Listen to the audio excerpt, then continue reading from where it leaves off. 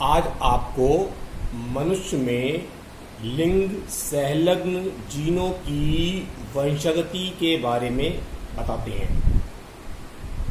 क्या मतलब इस बात का? आपको मालूम है मनुष्य की कोशिकाओं में 46 क्रोमोसोम्स होते हैं, जिनमें से 22 जोड़ी यानी कि 44 कहलाते हैं कायिक गुणसूत्र, और एक जोड़ी यानी कि 23वां जोड़ा जो होता है, ठीक है, यानी कि 45 और 46 नंबर के जो क्रोमोसोम्स होते हैं उन्हें कहते हैं लिंग गुणसूत्र या सेक्स क्रोमोसोम्स, जो नर में XY और मादा में XX होते हैं। पुरुषों के गुणसूत्र विन्यास को हम कैसे कहते हैं? 44 प्लस XY, और मादा में या महिला में कहते हैं 44 प्लस XX। ठीक है, तो मनुष्य में लिंग निर्धारण के लिए पुरुषों की जो गुणसूत्र होते हैं, जोड़ी उनकी, वो क्या होती है? उत्तरदायी होती है। X तथा Y गुणसूत्रों में भिन्नता होते हुए भी इनके कुछ भाग समान होते हैं। इसे समजात तथा शेष भाग को असमजात कहते हैं। समजात खंड के कारण ही X तथा Y गुणसूत्र जोड़े बनते हैं।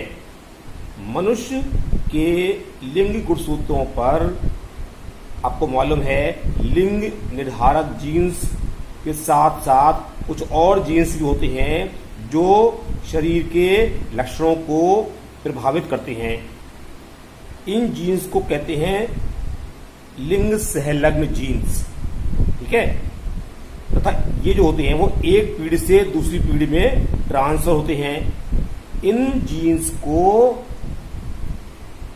लिंग सहलग्न जीन्स तथा इनके द्वारा निर्धारित लक्षणों को लिंग सहलग्न गुण कहते हैं। ठीक है, जो हुआ बोर्ड पर देख रहे हैं आप।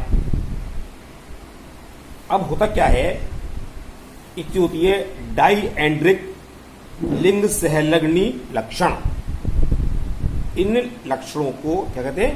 डाइएंड्रिक, DIANDRIC, डाइएंड्रिक सेक्स लिंक्ड कैरेक्टर्स। इन लक्षणों को X सहलग्नी लक्षण भी कहते हैं। इन लक्षणों के जीन्स X गुणसूत्र पर या उसके ऊपर जो है असमजात भाग में पाए जाते हैं, जो Y से डिफरेंट होता है। ठीक है, और Y पर इसके एलील यानी कि जोड़ा नहीं होता है। ऐसे जीन पिता से पुत्री में और पुत्री से उसके पुत्र में ट्रांसफर होते हैं। इस प्रकार की वंशागति क्रिस क्रॉस वंशागति कहलाती है। ये बिफोर लास्ट ईयर बोर्ड में क्वेश्चन पूछा गया है, what is criss cross inheritance. तो आप ये बताएंगे पिता से पुत्री में और पुत्री से उसके पुत्रों में जो लक्षण जाते हैं उसे कहते हैं क्रिस क्रॉस इनहेरिटेंस या वंशागति। उदाहरण क्या है इसका? वर्णांतता, तो लिखा है बोर्ड पर, देखिए आप उधर। वर्णांतता और हीमोफीलिया। वर्णांतता क्या होता है? रोगी को लाल अथवा हरे रंग में भेद नहीं कर मिलता है। वो लाल को लाल नहीं बता पाएगा, हरे को हरा नहीं बता पाएगा। जो रेलवे में ड्राइवर्स होते हैं, गार्ड होते हैं, उनको उनकी जांच की जाती है, उनकी फिजिकल होता है जब, कि क्या ये लाल और हरे रंग में भेद करने में सक्षम हैं। कहीं ऐसा तो नहीं है टेस्ट पास कर लिया और फिजिकल में फेल हो गए तो नौकरी उन्हें वो नहीं मिलेगी। दूसरा होता है हीमोफीलिया। इसमें क्या होता है? चोट लगने पर रुधिर का स्राव निरंतर होता रहता है, अर्थात इसमें खुरंट या थक्का रुधिर का नहीं बनता है और रोगी की अंत में मृत्यु हो जाती है। तो आपको बता दें हम कि वर्णांतता और हीमोफीलिया ये दो जो है वो X लिंक्ड गुण होते हैं, यानी कि X गुणसूत्र से जुड़े हुए इनके जीन्स पाए जाते हैं और उनके लक्षण भी उसी से निर्धारित होते हैं। तो आप इधर ये देख रहे हैं बना हुआ है, ये लिखा हुआ है XX आगे लिखा है सामान्य मादा, एक्स और बना गोला और दूसरा एक्स बिना गोले का है। इसका मतलब क्या है, वाहक और सामान्य मादा। तीसरा है एक्स गोले पर और एक्स गोले पर, यानी कि रोगी। ये जो गोला बना हुआ है ये जीन्स की उपस्थिति को या अनुपस्थिति को दर्शा रहा है।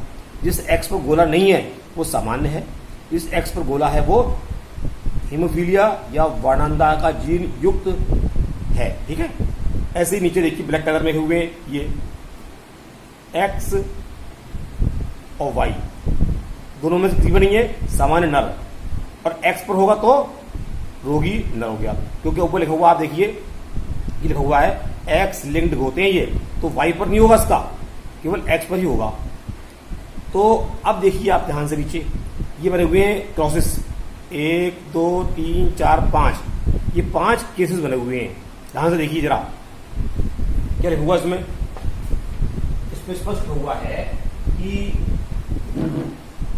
एक्स वाई नर सामान्य ये, और एक्स गोला मादा ये। तो ये वाली मादा हो गई कौन सी, वाहक। नंबर 2 पर देखिए आप एक्स गोले पर और वाई पर कुछ नहीं है, एक्स दोनों बिना गोले के हैं, तो ये हो गए सामान्य मादा हो गई, बिल्कुल क्लियर कट। इसमें वाहक नहीं है, ये वाहक और सामान्य वाहक में अंदर है। तो सामान्य वाहक में क्या होगा, एक एक्स पर जीन होगा, और वाहक, और अगर वाहक नहीं है बिल्कुल सामान्य है तो किसी एक्स पर जीन नहीं होगा, मादा में होता ही है। नर में वाहक नहीं होते हैं, नर में रोगी या सामान्य। मादा में 3 कंडीशन होती हैं, बिल्कुल सामान्य, बिना गोले वाला, एक गोले एक्स पर गोला, वाहक लेकिन सामान्य, दोनों पर तो रोगी हो गई वो।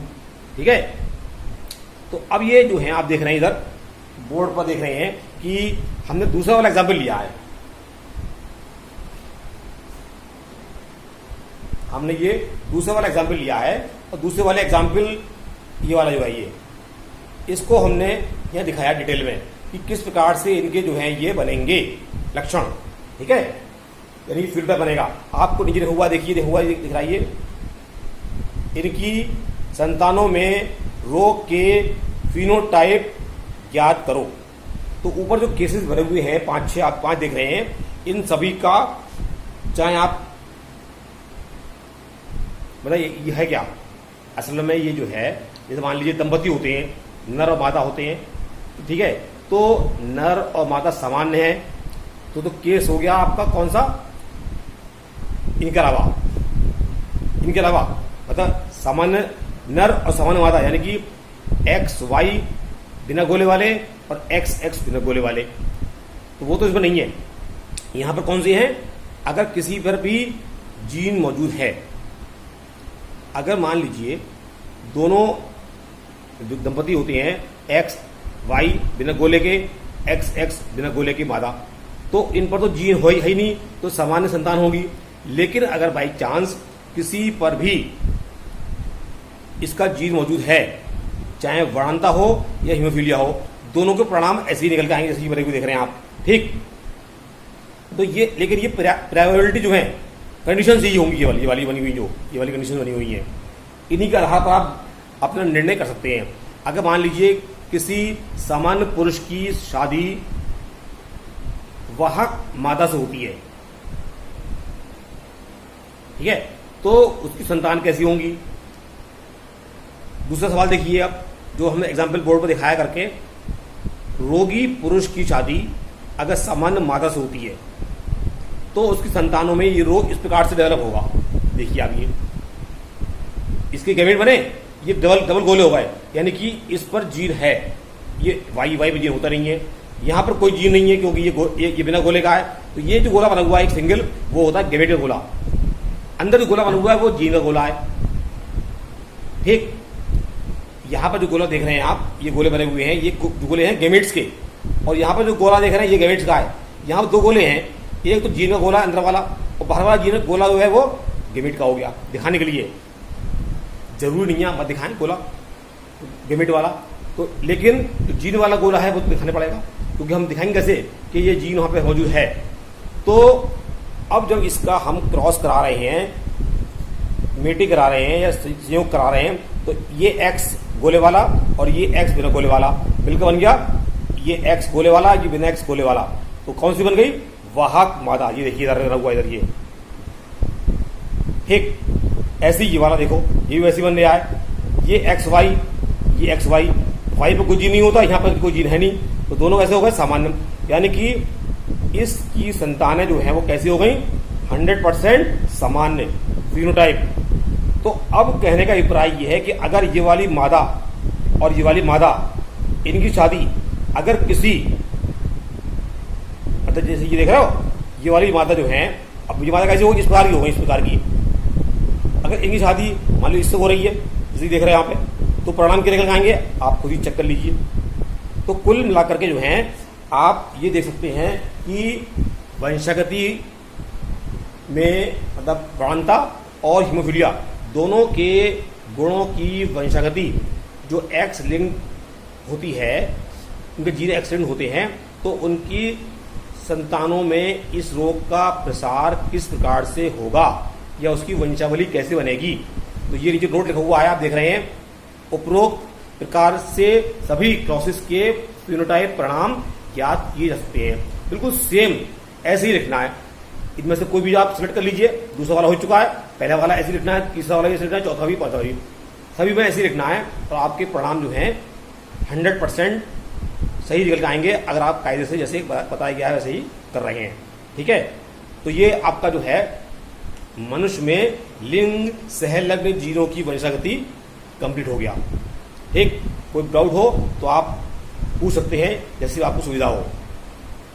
फोन करने टाइम 9 बजे के बाद आप 2 बजे तक कभी कर सकते हैं अपनी प्रॉब्लम पूछने के लिए।